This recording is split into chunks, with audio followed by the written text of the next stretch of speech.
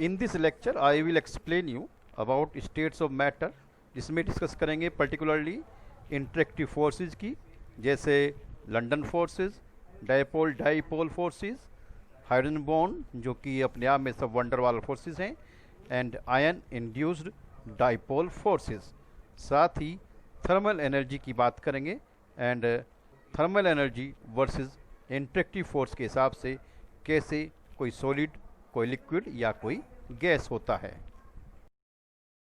Unit 5 states of matter, जो कि होती हैं solid state, liquid state and gases state. In this chapter we shall discuss about gases states only. जहाँ तक introduction की बात है, जो भी किसी केमिकल सिस्टम की ऑब्जर्वेबल कैरेक्टरिस्टिक होते हैं वो मैटर की बुल्क प्रॉपर्टीज़ को रिप्रेजेंट करते हैं। बुल्क प्रॉपर्टी मतलब ऐसी प्रॉपर्टी जो कि बहुत सारे एटम्स, आयंस या मॉलिक्यूल्स के थ्रू एसोसिएटेड होती है, न कि इंडिविजुअल मॉलिक्यूल, एटम और आयन। जैसे कि किसी लिक्विड का कोई इंडिविजुअल मॉलिक्यूल बॉयल नहीं होता, बट पूरा बुल्क, पूरा ग्रुप ऑफ मॉलिक्यूल्स बॉयल होता है। जैसे वाटर मॉलिक्यूल्स का जो कलेक्शन है, जो ग्रुप है, जिसे बुल्क बोलते हैं, वो तो वेटिंग प्रॉपर्टी शो कर रहा है, बट वाटर का कोई इंडिविजुअल मॉलिक्यूल, अकेला मॉलिक्यूल वेटिंग प्रॉपर्टी शो नहीं करता।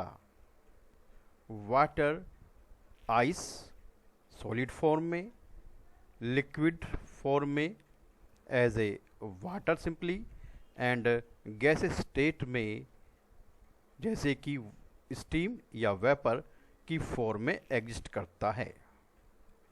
और वाटर की ये जो तीनों स्टेट्स हैं उनमें वाटर मतलब H2O का केमिकल कंपोजिशन सेम रहता है।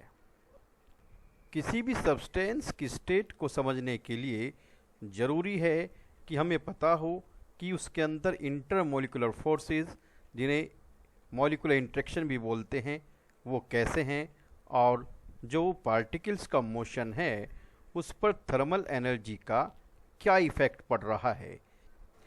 इंटरमोलिकुलर फोर्सेस जो कि force of attraction and force of repulsion हो सकते हैं इन बिटवीन द पार्टिकल्स, चाहे वो एटम्स हो या मॉलिक्यूल्स हों।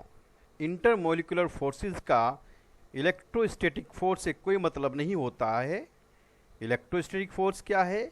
जो कि अपोजिटिवली चार्ज्ड आयंस के बीच में काम करता है, cation and anion in ionic solids, ionic compounds. This one also not depend on the covalent bonds, जो कि sharing of electrons of atoms के थ्रू किसी मॉलिक्यूल में होते हैं। जनरली एट्रैक्टिव जो इंटरमोलिकुलर फोर्सेस हैं वो वंडरवाल फोर्सेस होते हैं, जो कि नेम दिया गया है for the honour to the scientist named Johannes van der Waals, जिसने कि रियल गैसेस में जो डेविएशन होता है उसकी थ्योरी को एक्सप्लेन किया था थ्रू सच ए फोर्सेस, इस तरह के फोर्सेस के थ्रू। वंडर वाल फोर्सेस को हम जनरली डिस्पर्सन फोर्सेस या लंदन फोर्सेस बोलते हैं। साथ साथ कंसिडर कर सकते हैं वंडर वाल फोर्स के under dipole dipole forces as well as dipole induced dipole forces. एक पर्टिकुलर स्ट्रॉन्ग इंट्रैक्शन जो कि डाइपोल डाइपोल इंट्रैक्शन जैसा ही होता है, बल्कि उससे भी स्ट्रॉन्ग होता है, that is hydrogen bonding. Ion and dipole के बीच जो फोर्स होता है, जिसका नाम आयन डाइपोल फोर्स है, ये फोर्स वंडर वाल फोर्स की कैटेगरी में काउंट नहीं होता है। फर्स्ट ऑफ ऑल बात करते हैं डिस्पर्सन फोर्सेस, जिन्हें लंदन फोर्सेस भी कहा जाता है। ये वो फोर्स है जो कि नॉन पोलर एटम या मॉलिक्यूल के बीच में काम करता है। जो नॉन पोलर मॉलिक्यूल हैं या एटम्स हैं उनमें किसी तरह का डाइपोल नहीं होता, like that this is the A atom, this one is the B atom. इनमें इलेक्ट्रॉनिक चार्ज इक्वली डिस्ट्रीब्यूट रहता है, जैसे न्यूक्लियस सेंटर में और electrons around the nucleus, this one like that. But एक डाइपोल एक पर्टिकुलर मोमेंट के लिए यहाँ पर डेवलप हो सकता है because of repulsion between the electron densities. अब ये ए एटम की इलेक्ट्रॉन डेंसिटी दिस वन और बी एटम की इलेक्ट्रॉन डेंसिटी दिस वन, तो इन दोनों में रिपल्सन जब होगा तो इलेक्ट्रॉन डेंसिटी एक साइड में खिसक जाएगी, दिस वन इसकी इस साइड में आ जाएगी और इसकी इस साइड में मूव हो जाएगी। उस कंडीशन में इनमें एक पार्शियली डाइपोल डेवलप हो जाता है, लाइक दैट। अब चार्ज क्लाउड जो एक साइड में खिसक गया है, अगर हम निगेटिव की बात करें, निगेटिव इधर और पॉजिटिव इधर रह गया है, तब एक का निगेटिवली चार्ज्ड दूसरे के पॉजिटिव को इंटरेक्ट ज़रूर करेगा, चूँकि अपोजिट चार्ज अट्रैक्ट होते हैं। Due to this momentary charge जो डेवलप हुआ है, यहाँ पर एक फोर्स ऑफ अट्रैक्शन वर्क करता है, and this temporary force of attraction is known as London forces or the dispersion force, the force in between these two। इस तरह के forces हमेशा attractive होते हैं और इनकी जो interaction energy है वो दो interacting particles के बीच की distance की 6th पावर के inversely proportional होती है। इस तरह के forces short distances less than 500 picometre में ही काम करते हैं, और इस फोर्स का जो मैग्नीट्यूड यानी ताकत है वो डिपेंड करेगा कि कितनी पोलराइजेबिलिटी पार्टिकल के अंदर डेवलप हो पाई है। पोलराइजेबिलिटी यानी इलेक्ट्रॉन डेंसिटी का वन साइडेड कितना मोमेंट, कितना खिसकना, कितना डिस्प्लेसमेंट हो पाया है। Another forces dipole dipole forces. ये जो डाइपोल डाइपोल फोर्स होता है उन मॉलिक्यूल्स के बीच में काम करता है जहाँ पर परमानेंटली टू पोल्स होते हैं, one of the partially positive and other is the partially negative, such like in HCl। तो HCl में ये जो शेयर्ड पेयर ऑफ इलेक्ट्रॉन्स है इसे क्लोरीन अपनी ओर ज़्यादा पावर से पुल करता है because of its high electronegativity. तो इस पर पार्शियली निगेटिव चार्ज आ जाता है और दूसरा हो जाता है पार्शियली पॉजिटिव चार्ज। तो इस तरह से यहाँ पर दो तरह के पोल डेवलप हो जाते हैं, एक निगेटिव और एक पॉजिटिव। तो एक मॉलिक्यूल का पार्शियली निगेटिव पोल दूसरे मॉलिक्यूल के पार्शियली पॉजिटिव पोल को अट्रैक्ट करता है, and such type of the interaction forces को हम बोलते हैं dipole dipole forces, like that. चूँकि क्लोराइड हाईली इलेक्ट्रोनिगेटिव है और ये हाईली इलेक्ट्रोनिगेटिव का मतलब इलेक्ट्रॉन डेंसिटी इधर ज़्यादा हो गई है, और दिस इलेक्ट्रॉन डेंसिटी यानी नेगेटिवली चार्ज्ड क्या करेगा, दूसरे मॉलिक्यूल के दिस पॉजिटिवली चार्ज्ड को अपनी ओर अट्रैक्ट करेगा, and this attractive forces are said to be dipole dipole forces, जो कि मैग्नीट्यूड में लंदन फोर्स या डिस्पर्सन फोर्स से स्ट्रॉन्गर होते हैं। Dipole induced dipole forces, word से क्लियर है कि जो पोलर है उसने नॉन पोलर को भी स्लाइटली पोलर कर दिया है, और इस तरह का अट्रैक्टिव फोर्स जो कि polar molecule and non polar molecule के बीच काम करता है said to be dipole induced dipole force. मतलब डाइपोल ने नॉन पोलर में भी स्लाइटली डाइपोल डेवलप कर दिए हैं। ये जो पोलर मॉलिक्यूल है जिसमें ऑलरेडी टू पोल्स हैं, पॉजिटिव एंड निगेटिव, जब इसके कांटेक्ट में कोई non polar molecule like that आता है तो यहाँ जो इलेक्ट्रॉन डेंसिटी है नेगेटिवली चार्ज एरिया में वो इस नॉन पोलर मॉलिक्यूल, चूँकि इसकी इलेक्ट्रॉन डेंसिटी तो सराउंड में होती है, यहाँ रिपल्सन होता है, और रिपल्सन के थ्रू ये डेंसिटी वन साइड खिसक जाती है और इधर हल्का सा निगेटिव डेवलप हो जाता है, तो दूसरी साइड में डेफिनेटली पॉजिटिव यानी न्यूक्लियस इधर आ गया है और दिस न्यूक्लियस को अट्रैक्ट करेगा इस पोलर मॉलिक्यूल का निगेटिवली चार्ज्ड पोर्शन। तो इस तरह से polar molecule non polar molecule में स्लाइटली टेम्परेरीली पोल डेवलप कर देता है और तब यहाँ पर जो फोर्स ऑफ इंटरेक्शन काम करता है that is said to be dipole induced dipole interaction.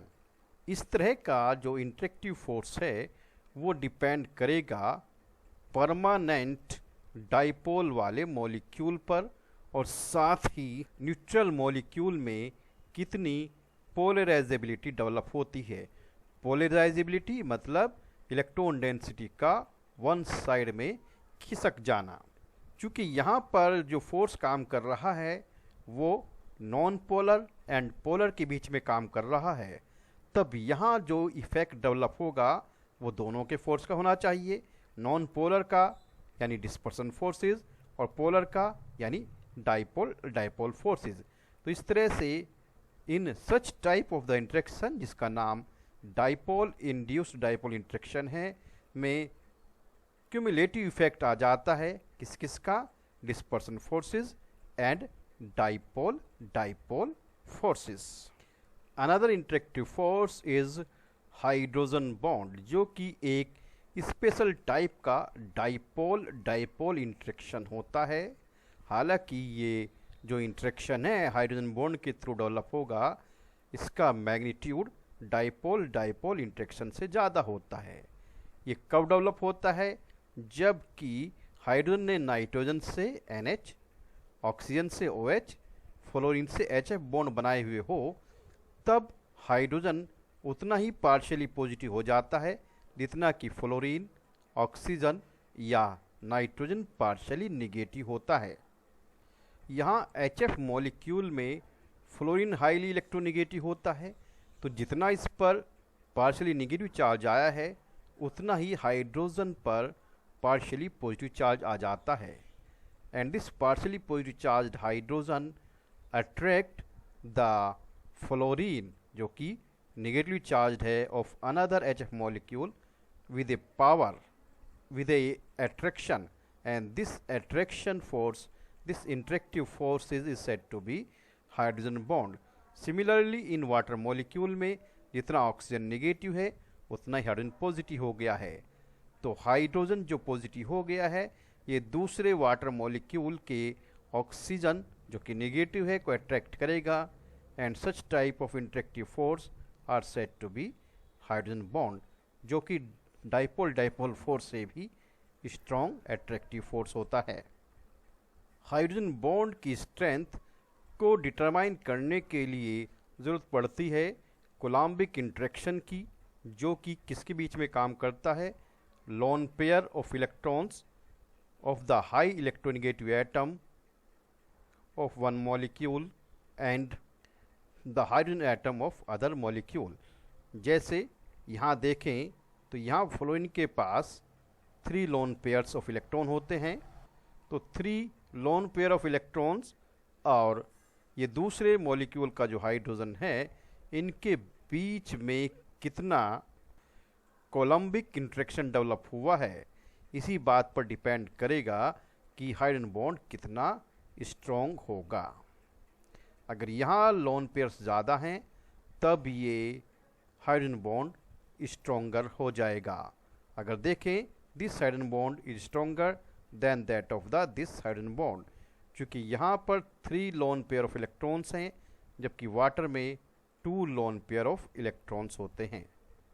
Thermal energy, किसी भी बॉडी की थर्मल एनर्जी उस बॉडी के एटम्स या मॉलिक्यूल्स में मोशन होने के कारण डेवलप होती है।